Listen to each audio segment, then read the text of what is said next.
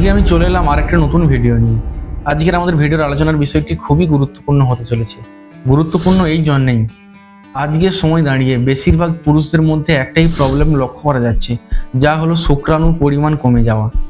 এই শুক্রাণুর পরিমাণ কমে যাওয়ার থেকে বাঁচার জন্য অনেক রকম পদ্ধতি রয়েছে। এই শুক্রাণুর পরিমাণ কমে যাওয়াটা শুধুমাত্র মধ্যবয়স্ক পুরুষদের মধ্যে দেখা যাচ্ছে না, যারা সদ্য যৌবনে পা দিয়েছে তাদের মধ্যেও লক্ষ্য করা যাচ্ছে। কারণটা কি? কারণ হলো আমাদের খাদ্যাভ্যাস ও লাইফস্টাইল। খাদ্যাভ্যাস ও লাইফস্টাইলের ফলে আমাদের শুক্রাণুর পরিমাণ কমে যাচ্ছে, যার ফলে বন্ধ্যাত্বের মতো রোগ দেখা দিচ্ছে।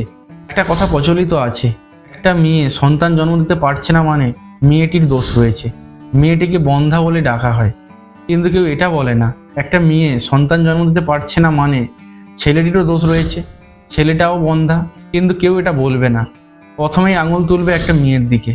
কিন্তু আমাদের একটা জিনিস সবসময় মাথায় রাখতে হবে, একটা সন্তান জন্ম দেওয়ার পিছনে পুরুষ ও মহিলা দুজনেই উভয়কেই সক্ষম হতে হবে সন্তান জন্ম দেওয়ার জন্য।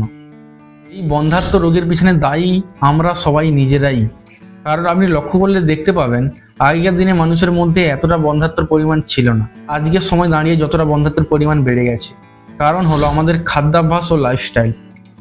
জীবনে বেঁচে থাকতে হলে আমাদের সবাইকে খাদ্য গ্রহণ করতে হয়।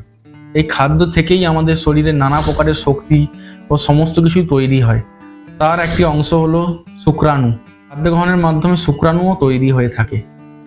তবে এমন কিছু কিছু খাবার রয়েছে যেই খাবারগুলি খাওয়ার ফলে শুক্রাণুর পরিমাণ কমে যায়। সেই সমস্ত খাবার থেকে আমাদেরকে অবশ্যই দূরে থাকতে হবে।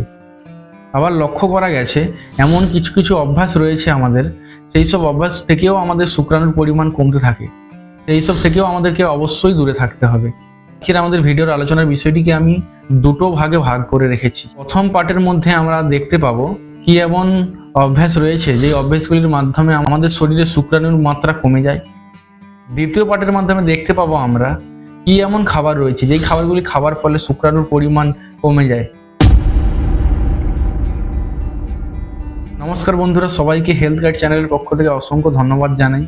আপনি যদি আমার চ্যানেলে নতুন হয়ে থাকেন তাহলে চ্যানেলটিকে অবশ্যই সাবস্ক্রাইব করে পাশে থাকা বেল আইকন অন করে রাখবেন, যাতে নতুন ভিডিও আসার সঙ্গে সঙ্গেই আপনি সেটা দেখতে পান। যদি কারোর কোনো প্রকারের প্রশ্ন থাকে তাহলে অবশ্যই আমাকে কমেন্ট করুন, আমি অবশ্যই অ্যান্সার দেব। এখন আমরা শুরু করতে চলেছি ভিডিওর প্রথম পর্ব। এই প্রথম পর্বের মাধ্যমে আমরা লক্ষ্য করব এমন কিছু কিছু অভ্যাস রয়েছে যেই অভ্যাসগুলি করার ফলে আমাদের শরীরে শুক্রাণুর মাত্রা কমে যায় বা শুক্রাণুর পরিমাণ কমতে থাকে শরীরে ধীরে ধীরে। এই অভ্যাসগুলির মধ্যে প্রথমে যে অভ্যাসটি লক্ষ্য করা যায়, অত্যাধিকারে মাস্টারবেশন করা বা প্রচুর পরিমাণে হস্তমৈথুন করা।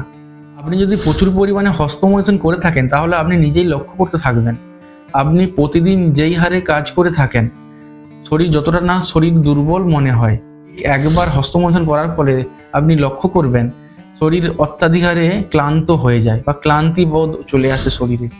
কারণ আপনি আপনার শরীর থেকে অতি মূল্যবান একটা জিনিস বের করে দিচ্ছেন অধিক পরিমাণে, তাহলে শরীরে তো অবভিয়াসলি ক্ষতি হবেই।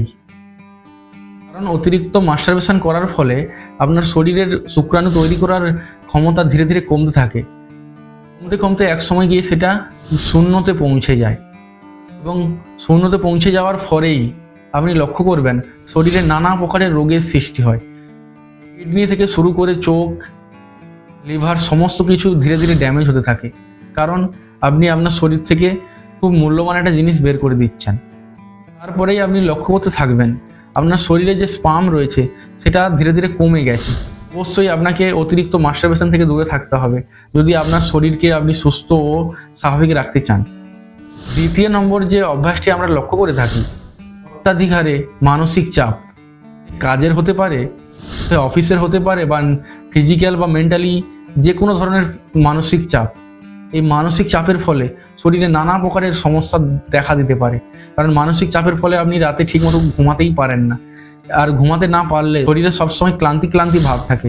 সেই ক্লান্তি ক্লান্তি ভাব থেকেই শুক্রাণুতে ইফেক্ট পড়তে থাকে। শুক্রাণু তৈরি করার যে হরমোন থাকে সেক্স হরমোন, সেই সেক্স হরমোনের ঘাটতি দেখা দেয় শরীরে, ফলে শুক্রাণু তৈরি হওয়ার ক্ষমতা হারিয়ে ফেলে শরীর। তৃতীয় নম্বর যে অভ্যাসটি আমরা লক্ষ্য করে থাকি, প্রায় লক্ষ্য করে থাকবেন, ঘুমানোর আগে আপনারা কি করেন? ঘুমানোর আগে সবাই মোবাইল দেখে, মোবাইলটাকে ঠিক মাথার সামনে রেখে ঘুমিয়ে পড়ে। আরও লক্ষ্য করে থাকবেন প্রতিদিন কোথাও যাওয়ার সময় মোবাইলটাকে পকেটের প্যান্টেই রেখে বেড়ায়। আরও লক্ষ্য করা যায় যারা অফিসের কাজ করে ল্যাপটপ নিয়ে, বেশিরভাগ সময় ল্যাপটপটিকে থাইয়ের উপরে রেখে কাজ করতে ভালোবাসেন সবাই, কিন্তু এটা জানে না নিজের আড়ালেই নিজের শরীরকেই ক্ষতি করে ফেলছে। কারণ এটা জানে না যে এই সব ইলেকট্রনিক জিনিস থেকে একটা রেডিয়েশন বের হয়। এই রেডিয়েশন বের হওয়ার ফলে শরীরে টেস্টোস্টেরন লেভেলকে কমিয়ে ফেলে। এই টেস্টোস্টেরন লেভেল কমিয়ে ফেলার পরে কি হয়, শুক্রাণুর রিপ্রোডাকশন ধীরে ধীরে কমতে থাকে। এর ফলে শরীরে স্পার্ম ঘাটতি দেখা দেয় বা শুক্রাণু ঘাটতি দেখা দিতে থাকে শরীরে। চতুর্থ নম্বর যে অভ্যাসটি আমরা লক্ষ্য করে থাকি, অতিরিক্ত টাইট আন্ডারওয়্যার পরা বা অতিরিক্ত টাইট প্যান্ট পরা, এটাও শরীরের জন্য খুবই ক্ষতিকর একটা জিনিস। কারণ আপনি যদি অতিরিক্ত টাইট আন্ডারওয়্যার বা প্যান্ট পরে থাকেন তাহলে আপনার শরীরের শুক্রাণু তৈরিতে অত্যন্ত পরিমাণে বাধা প্রদান করে। কারণ ওই পার্ট আপনার সবসময় গরম থাকে, গরম থাকার ফলে শুক্রাণু তৈরিতে অত্যন্ত পরিমাণে বাধা প্রদান করে। তবে অবশ্যই সবসময় চেষ্টা করবেন যতটা ঢিলা প্যান্ট পরা যায়, তা শরীরের পক্ষে অত্যন্ত ভালো। লাস্ট নম্বরে যে অভ্যাসটি আমরা লক্ষ্য করে থাকি, এই লাস্ট নম্বর অভ্যাসের মধ্যে আপনি দেখতে পাবেন যারা অত্যাধিক পরিমাণে স্মোকিং করে থাকেন তাদের মধ্যে শুক্রাণু কমে যাওয়ার ক্ষমতা প্রবণ লক্ষ্য করা যায়। কারণ আপনি যে এই ধূমপান করে থাকেন বা স্মোকিং করে থাকেন, এই স্মোকিং করার সময় নিকোটিন নামক একটি পদার্থ থাকে যা শরীরের টেস্টোস্টেরন লেভেলকে তৈরি করতে বাধা প্রদান করে। আর আপনি জানেন টেস্টোস্টেরন লেভেল শরীরের জন্য কতটা গুরুত্বপূর্ণ। টেস্টোস্টেরন লেভেল থেকেই শরীরে স্পার্ম তৈরি হয়। যদি টেস্টোস্টেরন লেভেল যদি তৈরিই না হয় শরীরে, তাহলে আপনার স্পার্ম কি করে তৈরি হবে বুঝতেই পারছেন। যদি ভিডিওটি ভালো লেগে থাকে অবশ্যই এটা লাইক ও কমেন্ট করে যাবেন। ভিডিওর পরের পার্টে আমরা লক্ষ্য করব কি এমন খাবার রয়েছে যেই খাবারগুলি খাওয়ার ফলে শরীরে স্পার্ম কাউন্ট কমে যায় বা শুক্রাণুর পরিমাণ কমে যায়।